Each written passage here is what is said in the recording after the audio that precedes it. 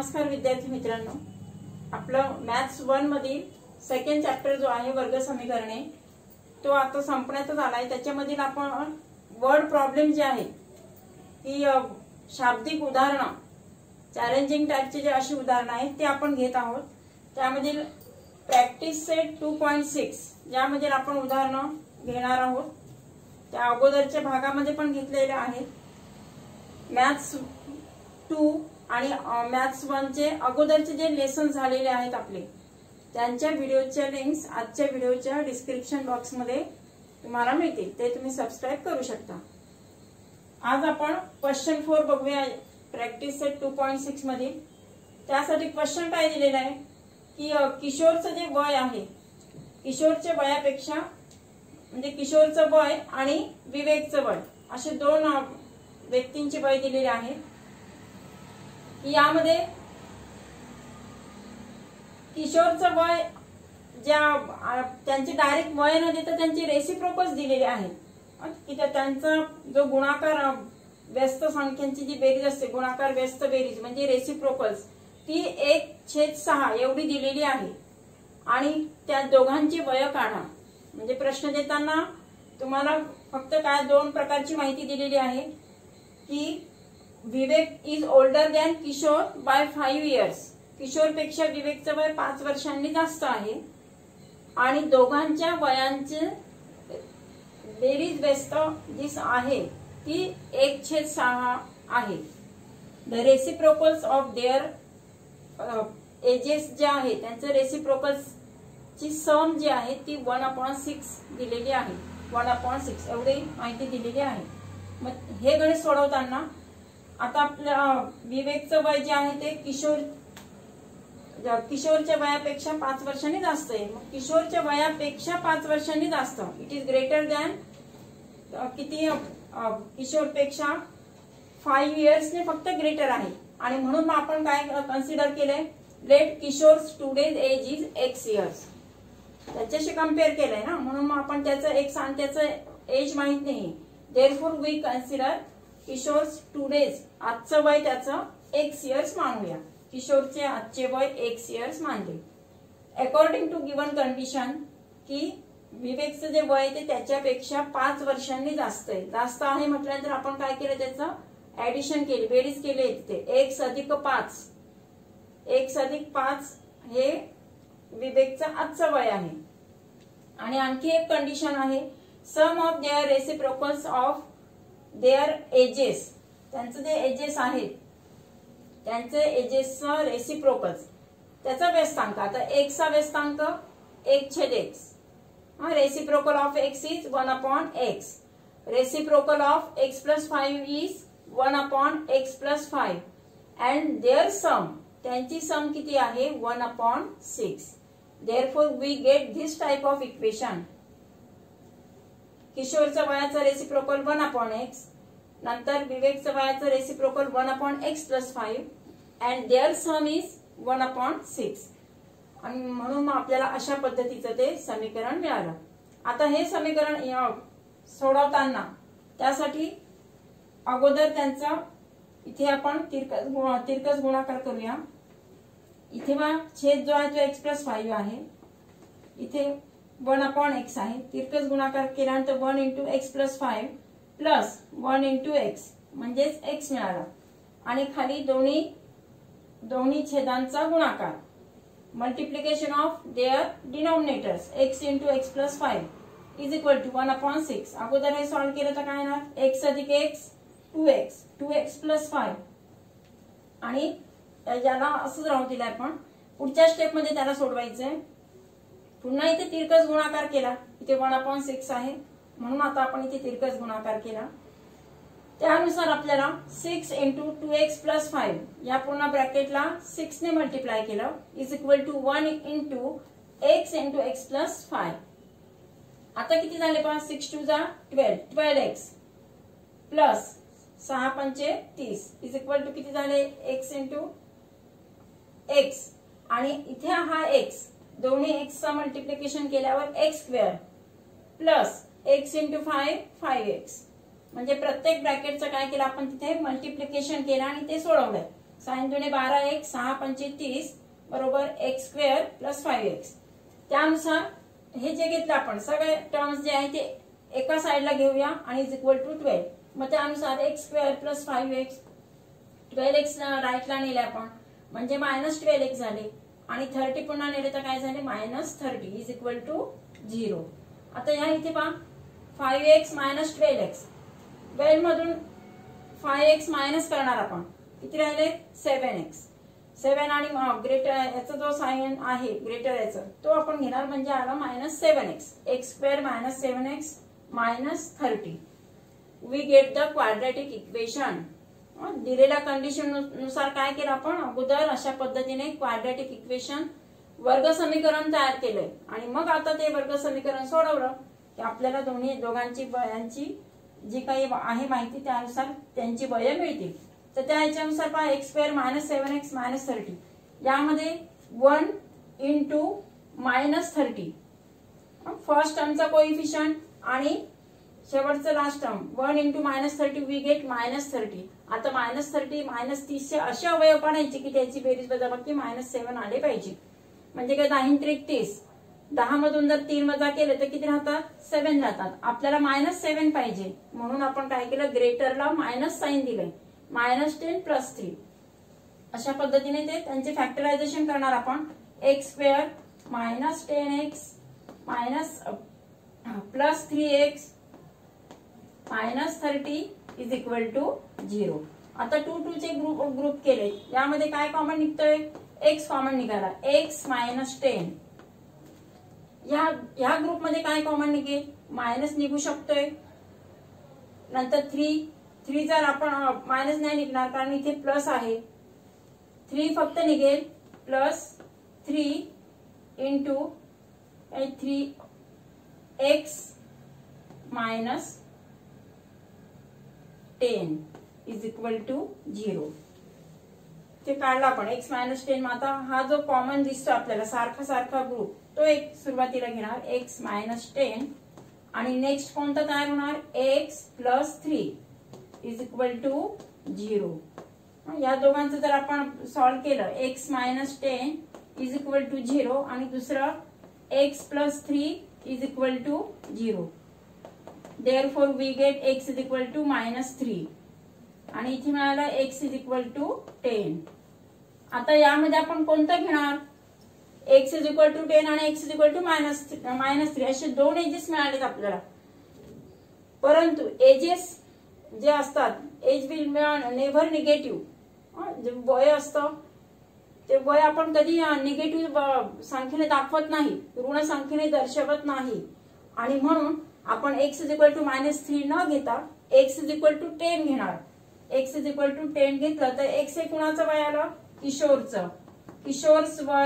किशोरचं जे वय आहे त्याचं वय आलं 10 इयर्स आणि विवेकचं वय age of Vivek is x plus 5 that is किती झालंय 10 plus 5 is equal to 15 years.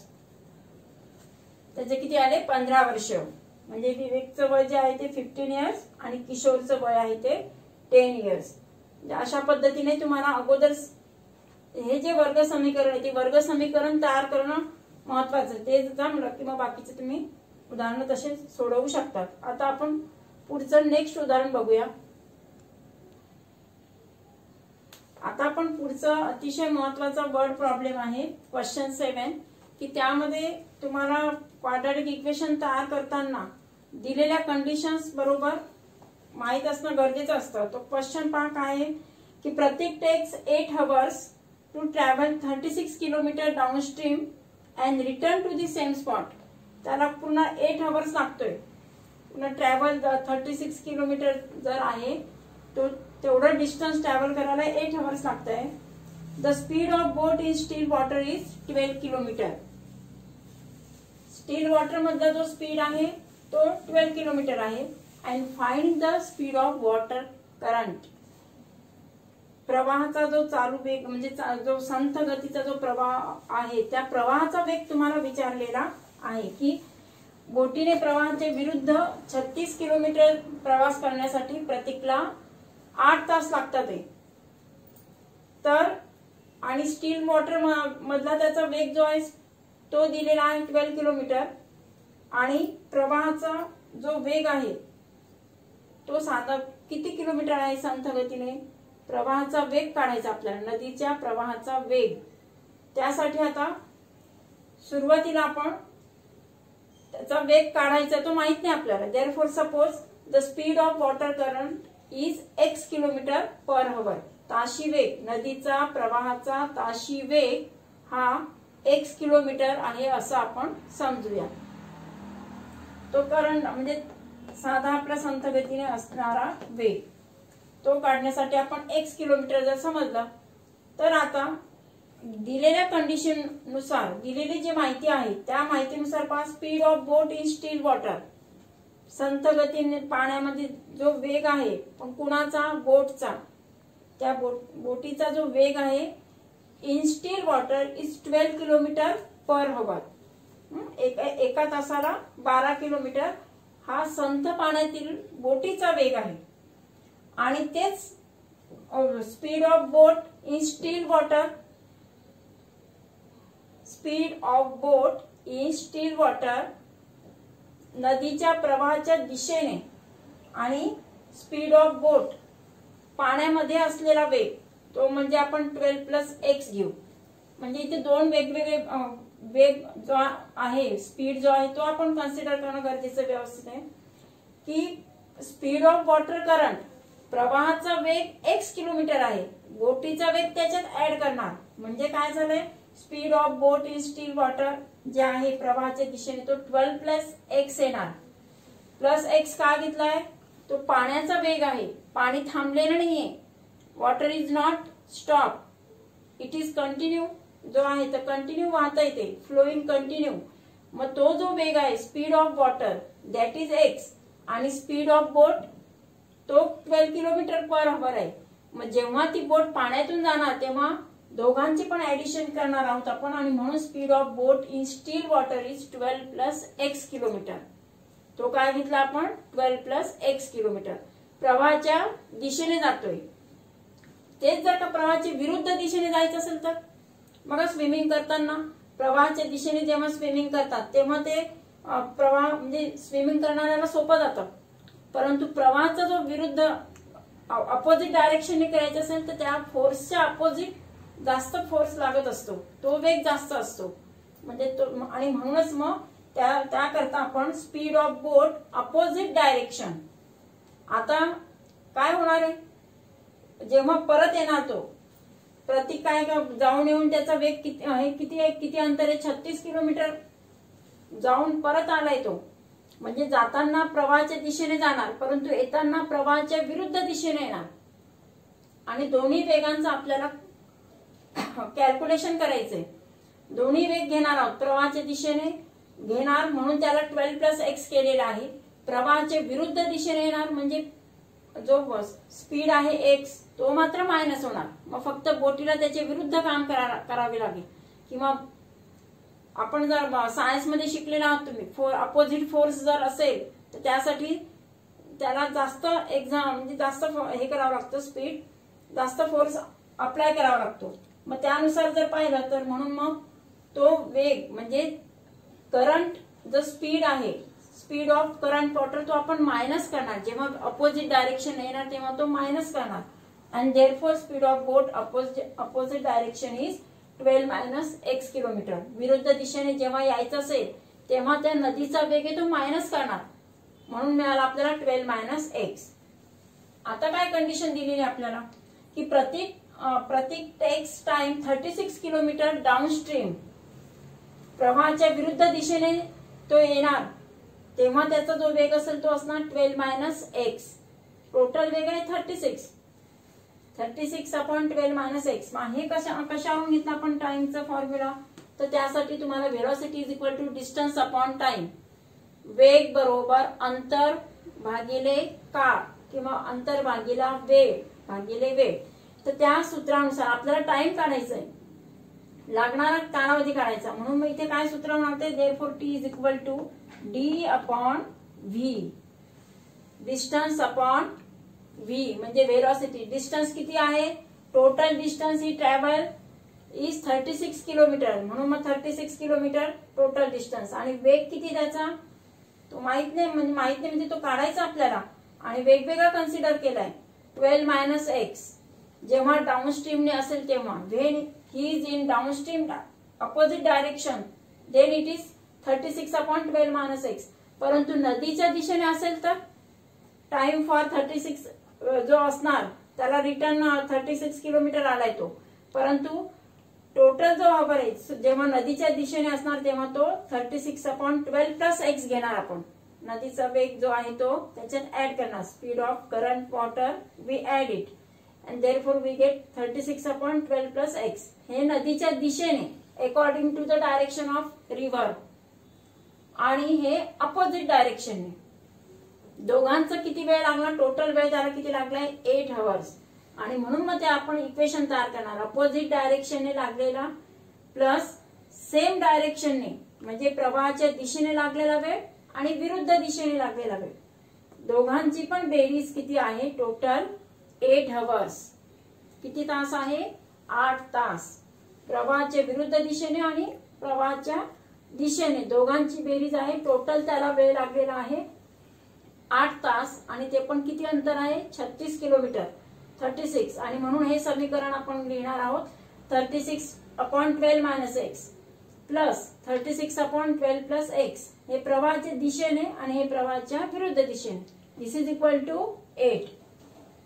आता तुमचं असं लक्षात येईल की समजा आपण इथे 1 घेतला.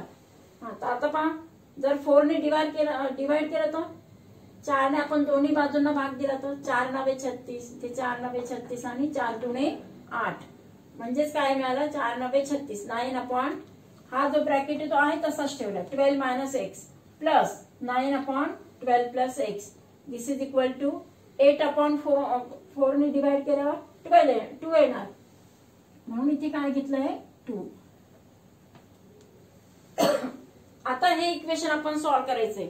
आपल्याला क्वाड्रेटिक इक्वेशन मिळवण्यासाठी आपण काय केलं ते इथे सॉल्व्ह करणार. की त्यासाठी 9 into 12 plus x, 9 into 12 plus x plus 9 into 12 minus x upon this bracket into this bracket, 12 minus x into 12 plus x. This is equal to 2 upon इथे काही नाही म्हणजे काय समजायचं आहे 1. 2/1. फक्त काय केलं तिथले जे हे पद जे आहे त्यांचं क्रॉस मल्टिप्लिकेशन केलं, तिरकस गुणाकार केला इथल्या इथे. मग आपल्याला काय मिळालं पहा, त्यानुसार खाली 12 minus x into 12 plus x येतो. आता ह्या ठिकाणी ए प्लस बी आणि ए मायनस बी असं जो फॉर्म्युला आहे तो आपण फॉर्म्युला यूज करणार आहोत. कोणता, A plus B into bracket A minus B is equal to A square minus B square. हा जो आहे तो आपण फॉर्म्युला इथे यूज करणार. म्हणून मग ए चा स्क्वेअर म्हणजे 12चा स्क्वेअर 144 मायनस बी चा स्क्वेअर म्हणजे एक्स चा स्क्वेअर किती आला एक्स स्क्वेअर. म्हणजे जो छेद आहे हा छेद आहे तो कसा लिहिला आपण, ए प्लस बी इंटू ए मायनस बी याचा फॉर्म्युला वापरून फर्स्ट टर्मचा स्क्वेअर आणि सेकंड टर्मचा स्क्वेअर ए स्क्वेअर मायनस बी स्क्वेअर. ए चा स्क्वेअर 12 चा स्क्वेअर 144 आणि बी म्हटलं म्हणजे एक्स आहे इथे, एक्स चा स्क्वेअर इथे मायनस एक्स स्क्वेअर. हे झालं. आता इथे या ठिकाणी इथे जर पूर्ण गुणाकार केला ए प्लस बी ए मायनस बी असं घेऊन तर किती येतं 9 गुणिले 24 बरोबर 2/1. पुन्हा तिरकस गुणाकार केला इथे तर आपल्याला काय मिळतंय पहा 9 गुणिले 24 216 बरोबर 2 इंटू हा संपूर्ण ब्रॅकेट घेणार 2 इंटू 144 मायनस एक्स स्क्वेअर 216 बरोबर 2 into bracket 144 minus x square. आता ह्या इकडे दोन्ही बाजूला 2 ने डिवाइड करणार. Divide by 2. 2 ने भाग दिला तर काही 216 ला 2 ने भाग दिला तर 108 येतंय बरोबर. इथे हा जो 2 कॅन्सल भाग जाणार म्हणजे 1 राहणार आणि 144 मायनस एक्स स्क्वेअर ही स्टेप मिळाली आपल्याला. आधी काय होतं 216 is equal to 2 into bracket 144 minus x square. त्याला आपण 2 ने डिवाइड केलं. We get 108 is equal to 144 minus x square. आता पहा इथे आपण 108 मायनस 144 जे आहे ते जर आपण हे केले, त्यांची वजाबाकी केली तर आपल्याला काय मिळालं, एक्स इज इक्वल टू 36. किती 144 minus 108 we get x square is equal to 36. आणि जेव्हा आपण दोन्ही बाजूंचे स्क्वेअर रूट घेणार, we taking square root of both the sides, we get x is equal to plus minus, plus आणि minus असे दोन्ही रूट्स आपल्याला मिळतील, प्लस मायनस. परंतु वी टेक प्लस जे आहे प्लस 6 किलोमीटर पर आवर, प्लसचा नंबर आपण घेणार. एक्स ची व्हॅल्यू काय घेणार, -6 ने घेणार आपण. एक्स ची व्हॅल्यू काय घेऊया, प्लस 6 किलोमीटर पर आवर. कारण आतापर्यंत जी गणिते बघितली त्यामध्ये पण निगेटिव्ह नैसर्गिक संख्या पण निगेटिव्ह नसतात, किंवा आता जे आपण उदाहरणं पाहिली त्यामध्ये पण हे त्याच पद्धतीने वेग जो आहे किंवा वेळ, त्याला लागणारा वेळ किंवा वेग हे निगेटिव्ह नसतात. त्या ज्या कॉन्सेप्ट आहे त्या we cannot take negative numbers and therefore we take only positive numbers, that is x is equal to 6 kilometre per hour. म्हणजे अशा पद्धतीने ते अगोदर हे जे आहेत तुम्हाला समीकरण तयार करताना ते कन्सिडर व्यवस्थित करून मग समीकरण तयार करायचं आहे. त्यानुसार ते गणित पुढे तुम्ही नंतर सोडवून बघा. पुढे नेक्स्ट आणखी एक उदाहरण बघूया. पुढचा क्वेश्चन नंबर 10 बघणार आहोत आपण, की ज्यामध्ये तुम्हाला ऍक्टिव्हिटीच्या फॉर्म मध्ये दिलेला आहे आणि ते उदाहरण सोडवायचं आहे. देताना काय माहिती दिले पहा, की ABCD is trapezium. ABCD diagram पण दिलेली आहे आणि तो समलंब चौकोन आहे असं सांगितलेलं आहे. देताना बाजू जे दिले आहे ते एक्सच्या स्वरूपात दिलेले आहेत. यामध्ये AB parallel to CD, AB parallel to CD, समोरासमोरील बाजू जे आहे त्या पॅरलल आहेत, अपोजिट साइड्स आर पॅरलल, ते दिलेलं आहे. आणि area of the trapezium is 33 centimetre square, म्हणजे एरिया दिलेला आहे. आणि ह्या माहितीनुसार त्यांनी ऍक्टिव्हिटी तयार करून दिले. या फिल इन द बॉक्सेस जे आहेत आपल्याला बॉक्सेस फिल करायचे किंवा ते रिकाम्या चौकटी भरायचे. आणि हे भरत असताना आपल्याला बाजूला ते इक्वेशन सॉल्व्ह करावं लागणार आहे, ते समीकरण सोडवायचं आहे, तेव्हा आपण ते बॉक्सेस भरू शकतो. तर त्यानुसार पहा काय केलेलं आहे. अगोदर तुम्हाला ट्रॅपेझियमचा एरियाचा फॉर्म्युला माहित पाहिजे. काय फॉर्म्युला आपला, की half sum of parallel sides into height, समांतर 1/2 गुणिले समांतर बाजूंची बेरीज गुणिले उंची. या सूत्रानुसार आपल्याला त्याचं क्षेत्रफळ काढता येत असतं आणि इथे तेच सूत्र वापरलेले आहे.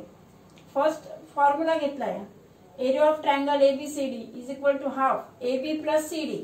AB आणि CD आहेत ना पॅरलल साइड्स, पॅरलल साइड्सची सम इंटू हाईट. मग हाईट कोणती इथे AM, इथे परपेंडिक्युलर दाखवलंय आणि म्हणून आपण तिथे काय नाव लिहिलंय AM. पुढच्या स्टेप मध्ये काय दिले, 33 दिलेला आहे, 33 एरिया आहे is equal to half x plus 2x plus 1. हे कुठून घेतलेत आपण, x plus AB, AB means काय आहे x आहे आणि संपूर्ण CD ची लांबी आहे 2x plus 1 into AM. AM काय आहे x मायनस 4 आणि म्हणून आपण AM ची व्हॅल्यू काय पुटअप करणार, x मायनस 4. पुढे आता पहा इथे जर हे केलं तिरपा गुणाकार केला तर 33 जुने 66 बरोबर 3x plus 1 into x minus 4. अशा पद्धतीने ते इक्वेशन येतं. आता हे जर आपण सॉल्व्ह केलं तर काय येतं पहा, 3x इंटू x मायनस 4 यांचं जर मल्टिप्लिकेशन केलं तर फर्स्ट टर्मने मल्टिप्लाय केलं काय मिळालं, 3x square plus x minus 4 त्रिक 12 12x आणि मायनस 4. म्हणजेच किती झाले पहा, 3x स्क्वेअर हा मायनस 12x आणि हा झाला 11x आणि नंतर मग हे मायनस 4 आहे. पण हे मायनस 4 इकडे 66 मध्ये आले ते किती झाले 66 प्लस 4 70. म्हणजेच आपण याला जेव्हा फॉर्मॅट मध्ये लिहिणार तेव्हा काय झाले ते पहा 3x² minus 11x minus 70 is equal to 0 अशा पद्धतीचं ते आपल्याला समीकरण मिळणार आहे. म्हणजे हे पूर्ण सॉल्व्ह केल्यानंतर काय मिळालं आपल्याला 3x² minus 11x minus 70 is equal to 0 पुन्हा जनरल फॉर्म मध्ये आपण त्याला लिहिलं. आता हे सॉल्व्ह करत असताना याचा फर्स्ट टर्मचा कोएफिशियंट पहिल्या पदाचा सहगुणक 3 आहे आणि तिसरं पद जे आहे ते वजा 70 आहे वजा 70. मग यांचा गुणाकार केला तर 3 वजा 70 7×21 किती झाले वजा 210 मायनस 212 हा त्यांचा काय झाला पूर्ण मग प्रॉडक्ट झाला तो. आणि त्याचे आपण दोन फॅक्टर्स पाडणार. त्याची बेरीज वजाबाकी किती आली पाहिजे 11 म्हणजे वजा 11 आली पाहिजे. म्हणून आपण 21 गुणिले 10 210 येतात आणि 21 मधून जर 10 मायनस केले तर 11 म्हणजे 11 शिल्लक राहतात. आपल्याला मायनस पाहिजे म्हणून या दोघांमधून ग्रेटर कोणता आहे 21. मग त्याला आपण मायनस साइन दिलं म्हणजेच काय झालं मायनस 21 प्लस 10 यांचे आपल्याला वजाबाकी मिळणार मायनस 11. आणि आता मग ते आपण क्वाड्रॅटिक इक्वेशन ते सॉल्व्ह करायचंय. डायरेक्ट तिथे उत्तर लिहिता नाही. तुम्हाला तिथे जरी तुम्ही ऍक्टिव्हिटी लिहित असाल तरी सुद्धा खाली तुम्ही व्यवस्थित सॉल्व्ह करायचंय ते. आणि त्याचं काही रफ कॅल्क्युलेशन नाही तिथे तिथे सॉल्व्ह करायचंय. 3x² minus 21x plus 10x minus 21x plus 10x minus 70 is equal to 0. पुन्हा 2 ची ग्रुप केले आपण. 2 ची ग्रुप केल्यानंतर काय झालं इथे 3x कॉमन निघतोय. 3x कॉमन निघाला आतमध्ये काय शिल्लक राहिले x मायनस 7 3 7 21 भाग दिला ना आपण इथे 3 7 जा 21 मग x मायनस 7 प्लस इथे काय कॉमन निघतंय काय नाही फक्त 10च निघू शकतोय x तर नाही निघणार आहे. मग 10 निघाल्यानंतर 10 का इथे 10 1 जा 10 आणि 9 7 70 मग इथे मिळाले आपल्याला x मायनस 7. म्हणजे हा जो ब्रॅकेट मिळाला तो एक ब्रॅकेट 3x प्लस 10 चा मिळाला आणि दुसरा आहे x minus 7 is equal to 0. हे एवढं क्वाड्रॅटिक इक्वेशन सॉल्व्ह केल्यानंतर इथे आता बघा काय दिसतंय 3x² प्लस इथे आपल्याला ब्रॅकेट मध्ये दिलेला आहे आपल्याला मायनस पाहिजे ना आणि मायनस 11x येते म्हणून आपण विथ साइन लिहिणार मायनस 11x. मायनस इथे दिलेलेच आहे आता म्हणून इथे फक्त 70 लिहिणार. मायनस इथे दिलं होतं म्हणून मायनस 70 म्हणजे आपलं जे आपण तयार केलेलं इक्वेशन आहे ते इक्वेशन इथे व्यवस्थित भरायचंय. 3x² plus minus 11x minus 70 is equal to 0 झालं. त्यानंतर याचे आपण फॅक्टर्स पाडलेले आहेत. मग यांना कोणतं फॅक्टर अपेक्षित आहे बघा 3x म्हणजे ही अगोदरची ही स्टेप त्यांना पाहिजे 3x into bracket x minus 7 याला प्लस 10 x मायनस 7 म्हणजे ही स्टेप त्यांना तिथे अपेक्षित आहे. x मायनस 7 तिथे आपण व्हॅल्यू पुटअप करणार. इथून घेतलं आपण 3x इंटू काय आलं x मायनस 7 इथे 10 इंटू x मायनस 7 ते लिहिलं. आता पुढे दोन फॅक्टर झाले 3x plus 10 is equal to 0 और x मायनस 7 इथे फिल इन द ब्लँक्स दिलं होतं. मग काय घेतलं आपण x minus 7 is equal to 0. दोन ब्रॅकेट्स आहेत ना मग हा एक ब्रॅकेट सॉल्व्ह केला 3x इज इक्वल टू राईटला नेलं तर minus 10 therefore x is equal to minus 10 upon 3 म्हणजेच काय मिळालं आपल्याला त्याची जी व्हॅल्यू आहे x ची व्हॅल्यू मायनस 10 अपॉन 3 आणि दुसरी व्हॅल्यू मिळाली x इज इक्वल टू 7 लिहिलंय तिथे x इज इक्वल टू 7 ही व्हॅल्यू मिळाली. मग आपण कोणती व्हॅल्यू कन्सिडर करणार लेंथ असो ब्रेथ असो. आता आपण बघितलं वेग वगैरे ह्या ज्या कॉन्सेप्ट आहे त्या निगेटिव्ह नसतात आणि म्हणून आपण आता इथे जी लेंथ आणि ब्रेथ आपल्याला विचारलेला आहे त्यांची लांबी रुंदी काढायची आहे तर त्यासाठी आपण निगेटिव्ह नंबर घेणार नाही. मग आता दोन व्हॅल्यूज पैकी एक x is equal to minus 10 upon 3 ही आपण घेणार नाही. मग आता उरली कोणती x is equal to 7 therefore we put x is equal to 7. आणि मग आता तुम्हाला ab ची व्हॅल्यू विचारलेली आहे. ab म्हणजे काय कन्सिडर केले आपण बघा तिथे ab इज x आणि x ची व्हॅल्यू काय केली आपण 7 म्हणून ab is equal to 7. cd ची व्हॅल्यू विचारली cd ची व्हॅल्यू काय आहे 2x प्लस 1 इथे बघा cd is equal to 2x plus 1 इथे व्हॅल्यू पुटअप करा x ची व्हॅल्यू 7 आहे किती झाले 7 दुणे 14 अधिक हा 1 किती झाले 15. म्हणजे CD ची व्हॅल्यू किती मिळाली आपल्याला 15. CD ची व्हॅल्यू मिळाली 15. मग तिथे तो बॉक्स मध्ये लिहिणार. पुन्हा BC ची व्हॅल्यू काढायची. आता पहा BC कुठे इथे BC is equal to x minus 2. BC is equal to x minus 2. x ची व्हॅल्यू 7 मायनस 2 वी गेट 5. म्हणून BC ची व्हॅल्यू काय घेणार 5. म्हणजे जरी ती ऍक्टिव्हिटी लहान असेल किंवा काय असेल तरी सुद्धा ती लिहिताना पूर्ण व्यवस्थित सुटसुटीत लिहायचं आहे. आणि हे जे इक्वेशन आहे ते तुम्हाला तिथे त्या पेजवर सॉल्व्ह करायचं आहे आणि मगच त्याच्यावरनं पटापट ते फिल इन द ब्लँक्स भरता येतात. तर पुढच्या भागामध्ये आपण मिसलेनियस म्हणजे जे प्रॉब्लेम सेट आहे प्रॉब्लेम सेट 2 आपण शिकणार आहोत. थँक्यू.